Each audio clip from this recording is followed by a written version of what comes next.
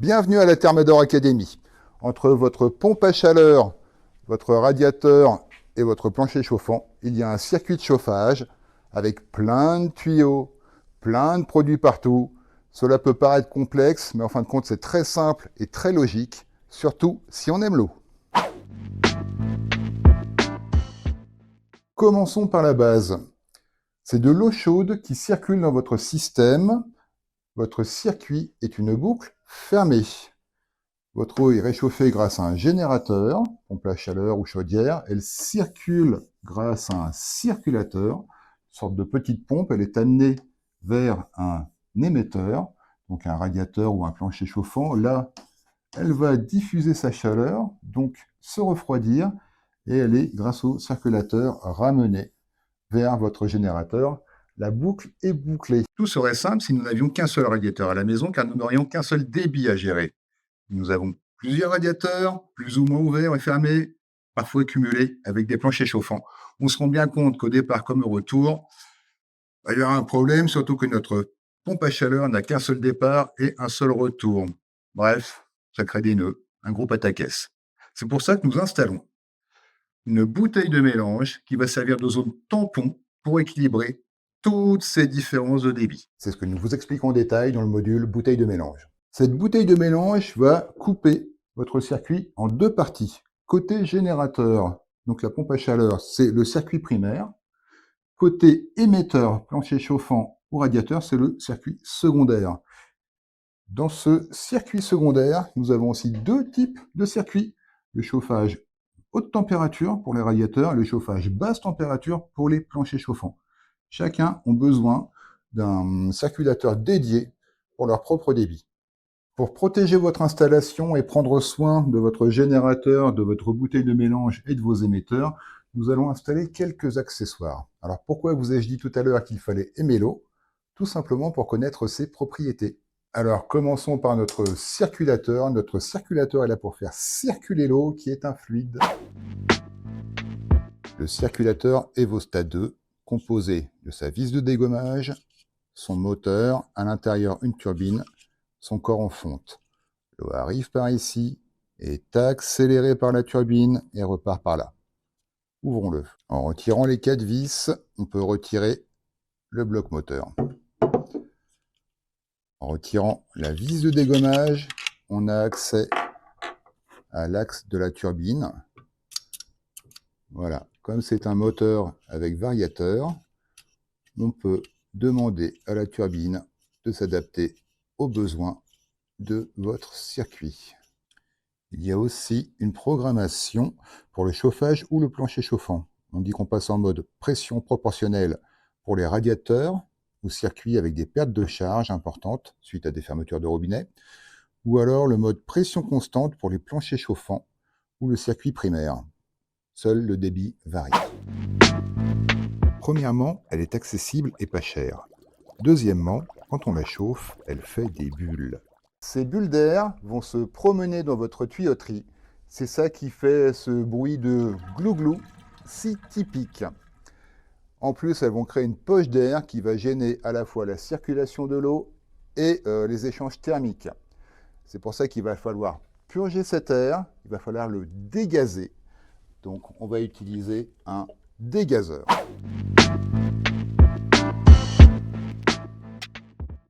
Comment marche un dégazeur? L'eau va passer dans une chambre, elle va ralentir et les microbules qu'elle contient vont remonter et s'accumuler. L'air va chasser l'eau et faire descendre un flotteur qui est relié au mécanisme de purge. L'air s'échappe, l'eau reprend sa place et on est reparti pour un tour. Le dégazeur Discal Slim en vrai. L'eau arrive par ici, rentre dans cette chambre, elle va être ralentie, donc les bulles vont pouvoir monter et repartir par là. L'avantage, c'est qu'on peut orienter les connexions. À l'intérieur, il y a le fameux flotteur.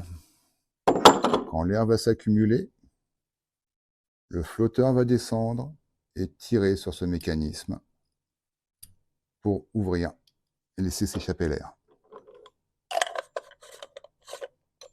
Même principe de flotteur avec le purgeur.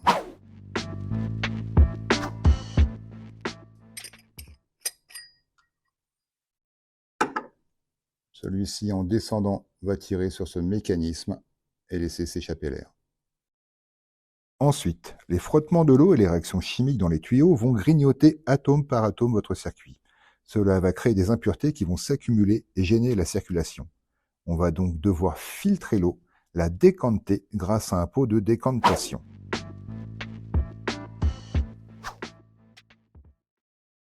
Comment ça marche? Un petit peu comme un dégazeur. L'eau passe à travers une chambre, elle va ralentir, mais en plus, il y a une grille qui va retenir les particules.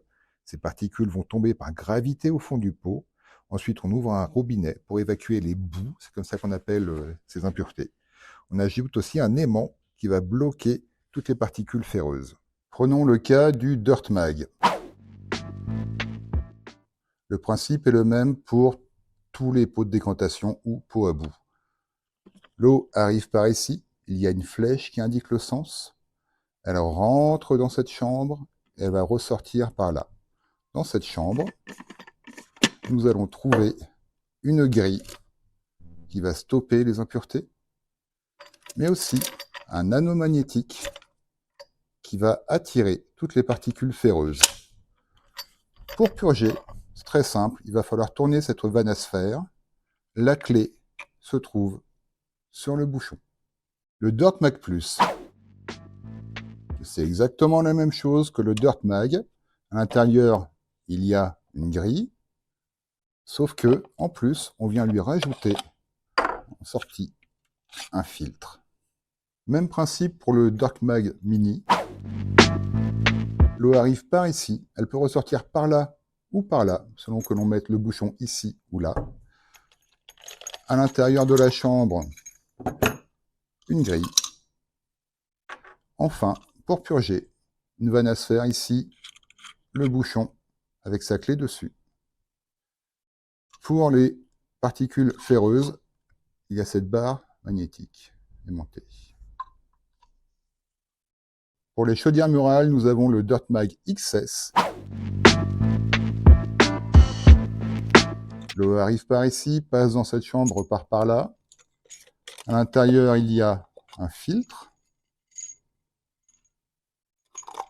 et un aimant pour les particules ferreuses. Ensuite, lorsqu'on chauffe de l'eau, elle se dilate. N'oubliez pas, votre circuit de chauffage est un circuit fermé. Donc l'eau, en se dilatant, va créer une pression supplémentaire. Elle va vouloir pousser, pousser. Il faut lui trouver une solution, sinon elle risque de créer une rupture. Solution 1, placez sur votre circuit un ballon qui va absorber la dilatation. On dit que l'eau va s'expandre, d'où le terme vase d'expansion. Alors comment ça marche?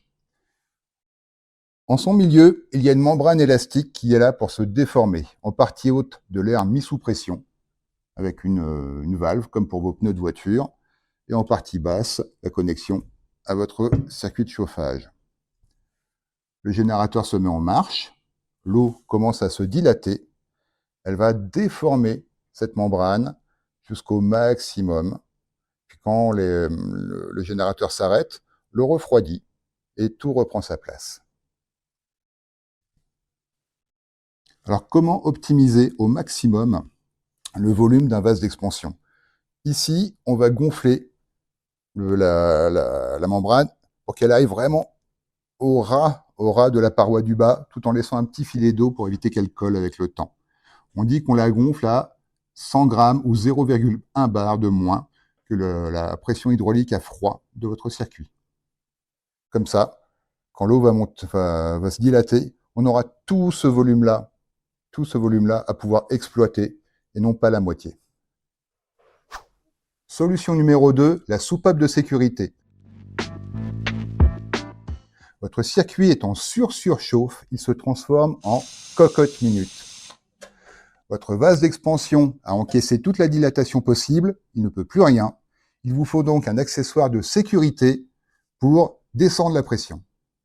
Comment ça marche? C'est un système de clapet avec un ressort réglé, taré on dit, à 7 bars. Si la pression dépasse les 7 bars, elle pousse le clapet et laisse s'échapper l'eau, et la pression redescend. L'eau de ville sert à la fois pour votre consommation personnelle et pour votre circuit de chauffage, dans lequel elle va être salie et polluée. Il ne faut surtout pas qu'elle retourne dans votre réseau d'eau de ville. Donc l'eau de votre circuit de chauffage, qui est sale et polluée, ne doit jamais rentrer en contact avec votre réseau d'eau de ville, qui est propre. C'est pour ça que l'on place une sorte de gros clapet anti-retour. On dit que l'on disconnecte les deux zones. C'est un disconnecteur. Comment ça marche? Encore une histoire de clapet, de ressort et de purge qui va séparer les deux réseaux par une chambre vide. Pas de contact, pas de pollution. Bien, alors petit récapitulatif. L'eau est un fluide pas cher, mais lorsqu'il chauffe, il crée des bulles, il crée de la boue, il se dilate. En même temps, il augmente la pression de votre circuit et il peut aussi geler. Tout ça pour embêter notre circuit de chauffage. Alors heureusement, petit récapitulatif, nous avons différents accessoires. C'est un fluide, donc pour le faire circuler, nous avons le circulateur. Il fait des bulles, pour le purger, nous avons le purgeur. Il fait des bulles encore, pour dégazer, nous avons le dégazeur. Ensuite, pour les boues, il faut donc décanter. Et là, nous avons le pot de décantation. Enfin, comme il va prendre du volume, il va s'expandre, donc nous avons le vase d'expansion. Voilà, allez, nous avons fini avec les accessoires, donc maintenant, au ballon.